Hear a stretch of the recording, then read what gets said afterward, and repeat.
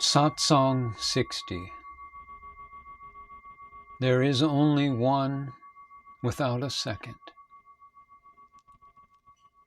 24th September, 1935. Evening Satsang.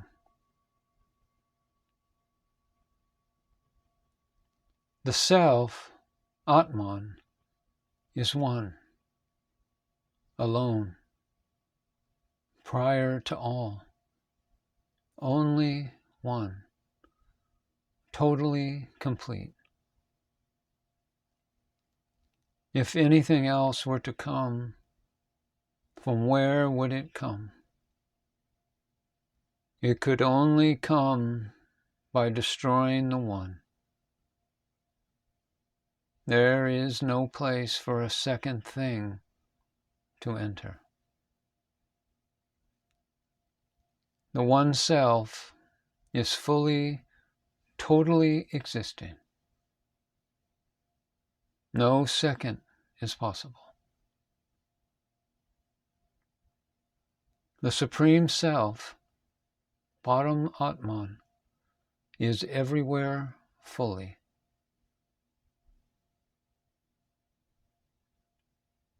No second has ever been able to enter.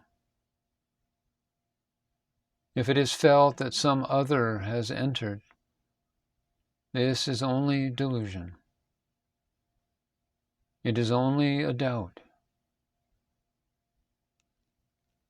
In the totality of doubtlessness, doubt is the second thing.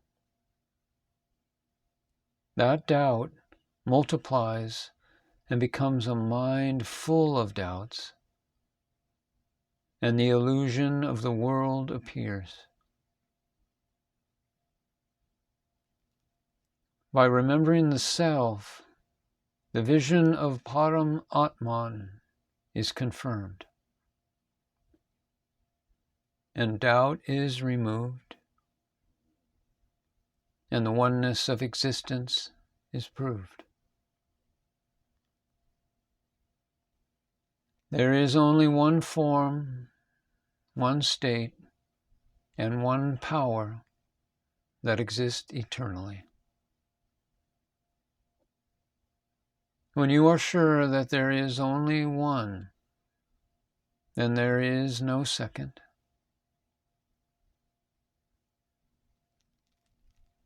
In all the 3 times of the day, morning, noon, and evening, the sun is the same. There are 3 times of day, but the sun is only one. Really, day and night have no reality. For the sun says, I do not know either morning or evening. You do not know me as I am. Therefore you are measuring me. Where are the 7 days? Where do they go? The sun does not know any day as Monday or Friday. Your imagination has decided all these things. The sun knows neither east nor west. As we have become small, we are experiencing this. There is not even a tiny space that is without Atman. All is consciousness. The occupant and that which is occupied are not different, just as the earth and wall are not different. The life energy is called inner mind. There is no power other than it that can say anything. Mind, intellect, consciousness ego, are elements of the inner mind, the play of one's true nature.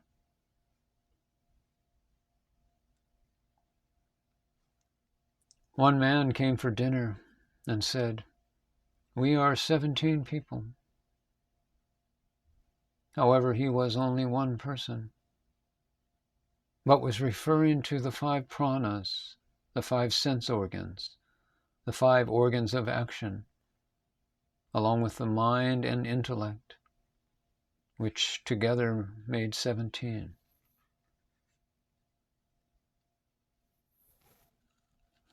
Nobody except a saint or sage recognizes Atman.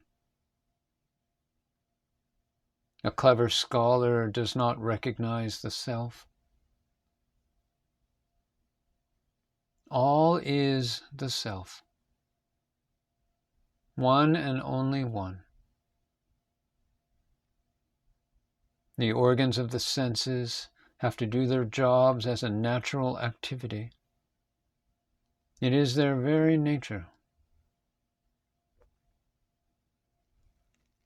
Once a brother-in-law of a king was awarded punishment.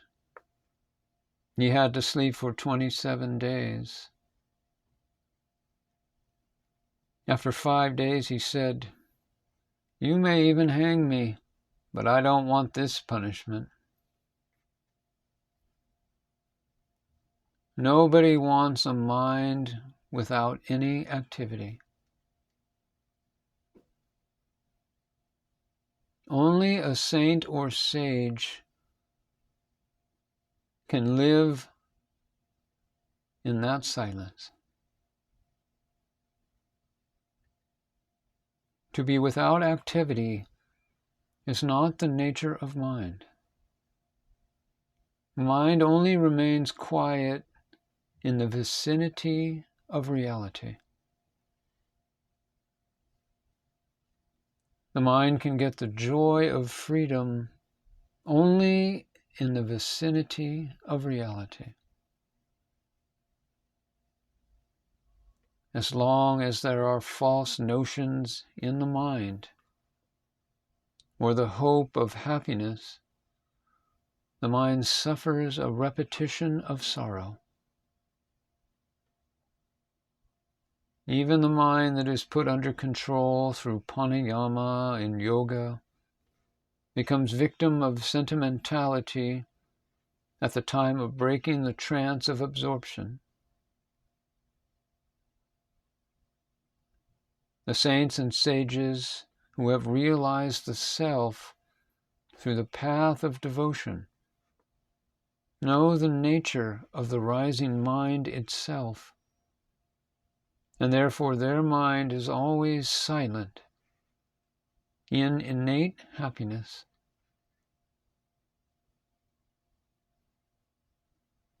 Unless you know the primary cause of how the mind comes into being, it is not possible either to control the mind or make it stay happy. To know this is a mysterious thing. You will not be able to get hold of the mind if you try to find it. Yet mind and Brahman are one. Both are of the nature of the life energy. We have to go along with the mind to understand it, and we have to turn it as we want.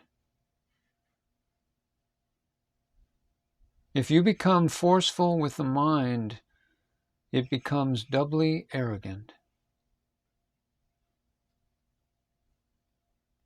Saints and sages harness the mind with subtlety. Be devoted to that life energy. Why become so arrogant?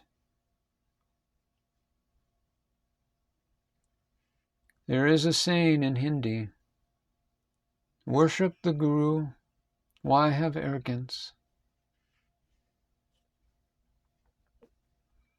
Life itself is only Atman.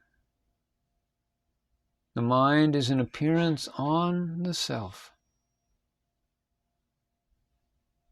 It is not a separate mind. It is only the self.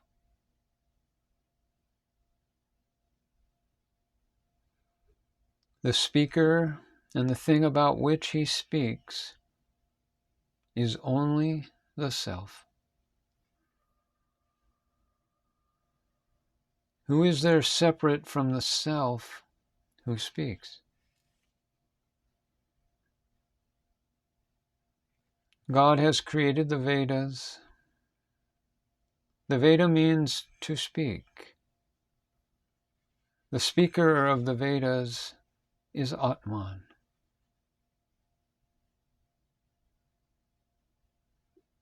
Vedanta means the end of knowing.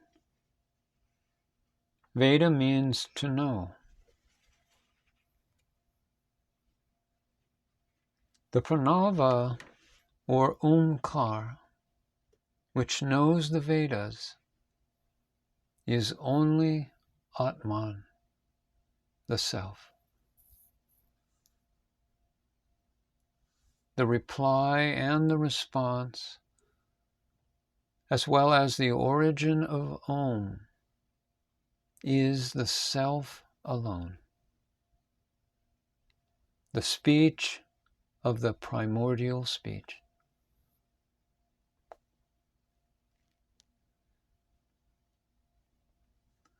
When Paigambar was asked, "Where is Allah?"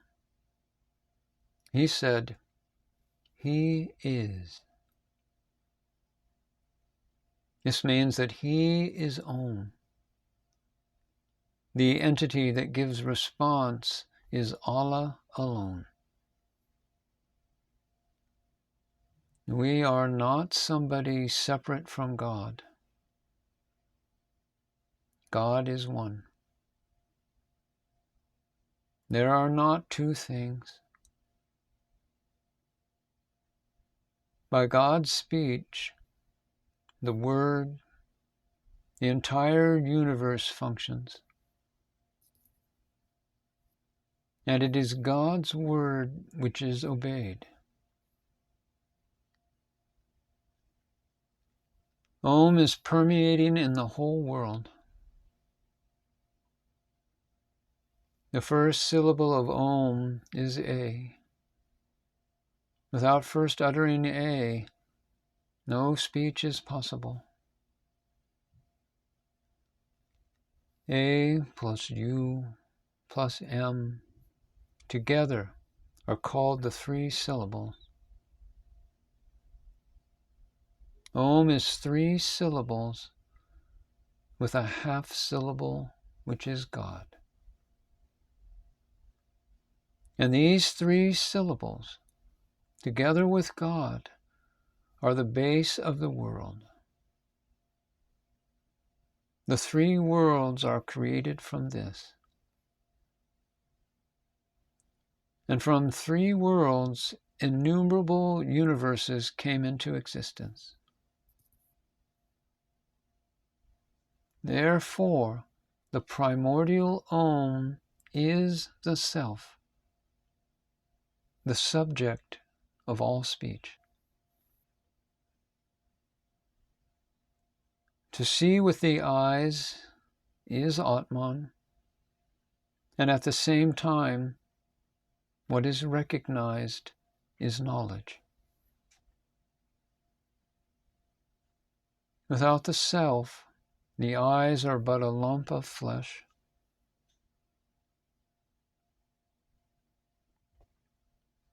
Vision means consciousness, which is the moving life energy, Atman. There is no other seer than Atman in the three worlds.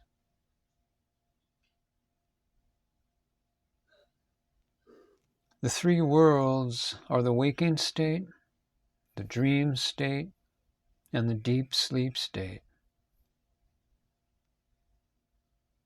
The self is the master of the three worlds, the knower of pain in the stomach, of all pain, of all things.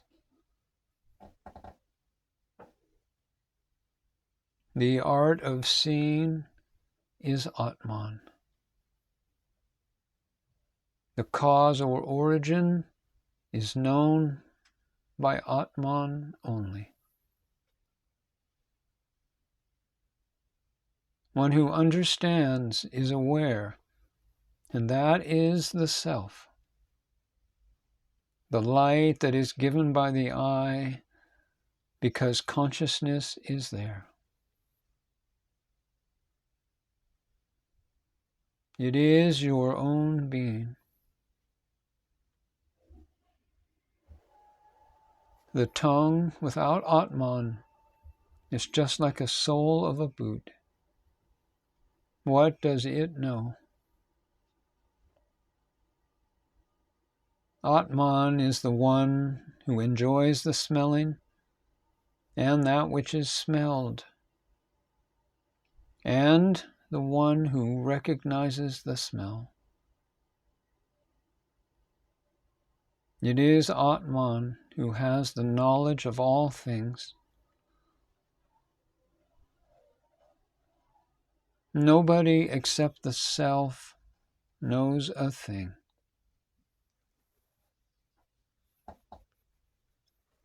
To know Atman is freedom. Not to know the self is the only bondage. Atman is the enjoyer and the creator of all the senses, the power of action, and the power of matter, as well as the power of knowledge. Atman is the totality.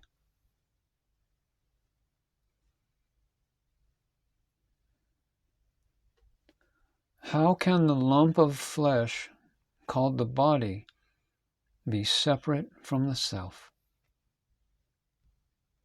From where would it come?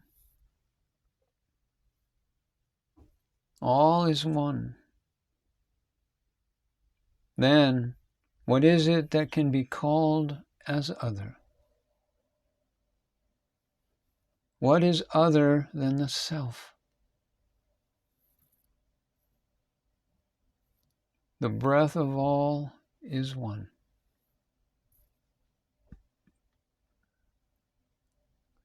Only people who are confused think that the body is separate from God. One has to die every day. Every day some heavy matter goes out of the body. Every day some new matter is put into it. Double of that which goes out goes into the body. One becomes proud of that which is dead, the body, thinking that it is true. Such a one does not recognize that which does not die.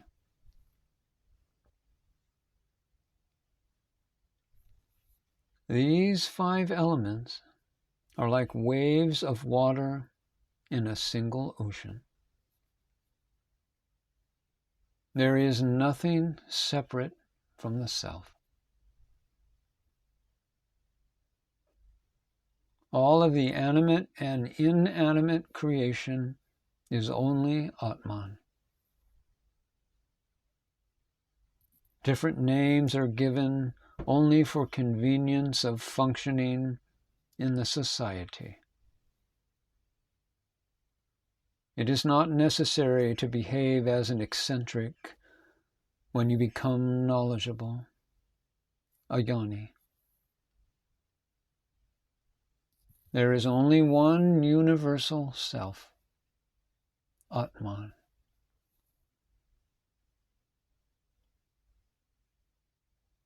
What are you studying? It is enough that you have an understanding of non-duality, Advaita. Is there any other without the one? When you knew your mother, what is the necessity of shouting her name?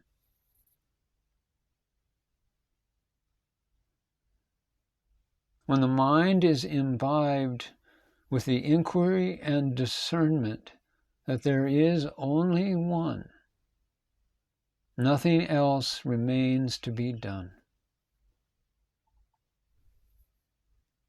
For the one who realizes that he is everywhere, no further spiritual practice, no sadhana is necessary. For one who knows the self, his efforts are ended.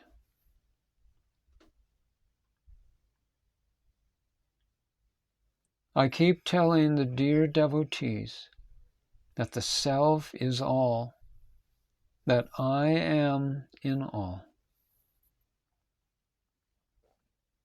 This is self-knowledge. I have removed the sense of separateness in the minds of my devotees. I give true knowledge only to my devotees. Self-knowledge, the knowledge about one's true nature, Swarupa, is difficult to attain. Unless one is devoid of all sense of ego, all desire, and all pride, it is not realized.